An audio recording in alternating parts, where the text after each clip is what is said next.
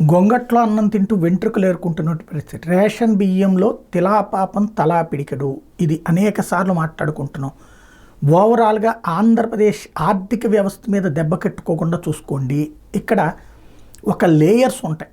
ఇప్పుడు for example ఇదివరకు ప్రభుత్వం సంక్షేమ పథకాలు ఇచ్చిందంటే ఆ సంక్షేమ పథకాలు దోచిపెట్టాడని మనం మాట్లాడాం. కానీ ఆ సంక్షేమ పథకాల డబ్బులు పేదలు తీసుకెళ్ళి ఖర్చు పెట్టడం వల్ల వ్యాపారాలు నడిచినాయి, అట్లాగే వీళ్ళ జీవితాలు నడిచినాయి.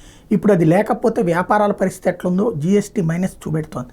అట్లాగే తాజాగా ఆయా వ్యాపారస్తులు చెప్తారు, లేకపోతే ఆ పథకాలు డబ్బులు రానటువంటి వాళ్ళు చూపెడతారు. మనం బాగానే మాట్లాడుకోవచ్చు, కానీ అసలు బాధపడేటటువంటి వాళ్ళకి తెలుస్తుంది. అట్లాగే ఇప్పుడు రేషన్ ఈ లేయర్లన్నింటినీ తీసి అవతల పడేసేస్తే దానికి ప్రత్యామ్నాయం ఉండాలి.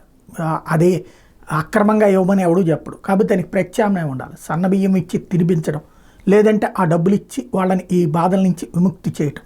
కానీ ఏటూ తేల్చకుండా కేవలం వార్తా పోరాటాల ద్వారా ఆరాటాల అంశంతోనే కాలక్షేపం చేస్తున్నాం. ప్రధానమైనటువంటిది రేషన్ బియ్యం ఉంచుతారా ఉంచరా, అందరికీ ఇస్తారా ఇవ్వరా, అసలు ప్రధానమంత్రి ఇచ్చేటటువంటి బియ్యం మాత్రమే ఎందుకు ఇస్తున్నాం, మిగతా 5 కిలోల రేషన్ బియ్యం ఎందుకు ఇవ్వట్లేదు. అలాగే ఇప్పుడు ఎక్స్పోర్ట్ చేయడం తప్ప, లేదా జనం అమ్మడం తప్ప, వ్యాపారి కొనడం తప్ప, బ్రోకర్ కొనడం తప్ప, ఎక్స్పోర్ట్ చేయడం తప్ప, అసలు ప్రభుత్వం ఇవ్వడం తప్ప, ఏదో ఒకటి తేల్చుకోండి.